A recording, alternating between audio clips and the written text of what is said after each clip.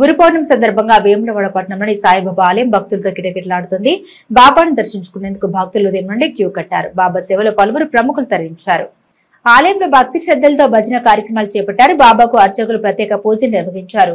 గురు పౌర్ణమి సందర్భంగా బాబాను బీజేపీ మాజీ జిల్లా అధ్యక్షుడు ప్రతాప రామకృష్ణ, బీఆర్ఎస్ నియోజకవర్గ ఇన్ఛార్జ్ చల్మండి లక్ష్మీ నరసింహారావు, బీఆర్ఎస్ నేత ఏనుగు మనోహర్ రెడ్డి దర్శించుకుని ప్రత్యేక పూజలు నిర్వహించారు. అనంతరం వారికి ఆలయ కమిటీ సభ్యులు శాల్వాతో సత్కరించి ప్రసాదం అందించారు.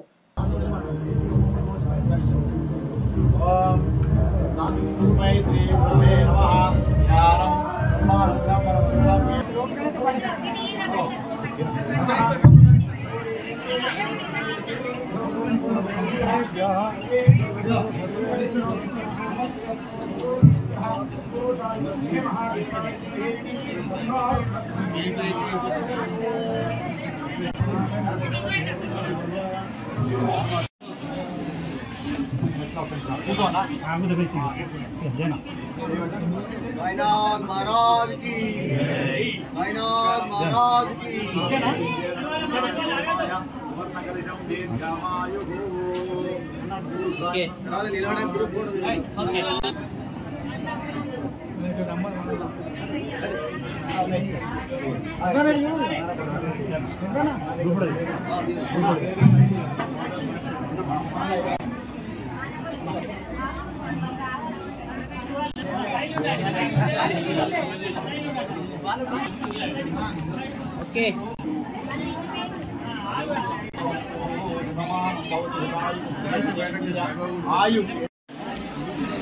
ఇది సాయి బాబా సంస్థ సభ్యులు మరియు ఫౌండర్ దేవయ్య గారికి వారి మిత్రులందరికీ కూడా శుభాకాంక్షలు తెలియజేస్తాను.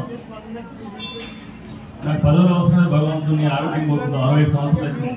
తిరిగి ఓపిక కూడా ఆ భగవంతుడు అందరినీ బాగుంటుంది. ఆధ్యాత్మికంగా ఒక రకంగా భగవంతుని సేవ, దేవాలయ నిర్మాణాలు, దేవాలయ చాలా కష్టంతో కూడుకున్న వ్యవస్థ. దాదాపు చేసినట్టు మొట్టమొదటి కూడా ఏమాత్రం తగ్గకుండా అనేక కష్టాలు పడుతూ ఉంటారు.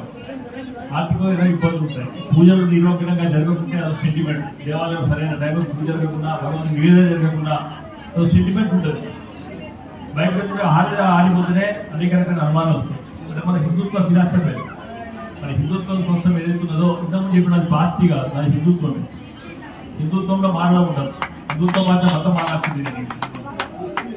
సూడో సెక్యులర్ ఆర్గనైజేషన్స్ విమర్శలకు దాడి చేయకుండా కానీ చాలా మంది తల్లులు నేను చూస్తా ఉన్న దేవాలయం వస్తే జడగా అనిపిస్తుంది. పిల్లలకు జడ వేసి ఓపిక కూడా తల్లులకు లేకుండా అయినాం. కనీసంగా దేవాలయం తీసుకొస్తే ఈ ధర్మాన్ని కాపాడాల్సిన బాధ్యత మొట్టమొదటి తల్లులు.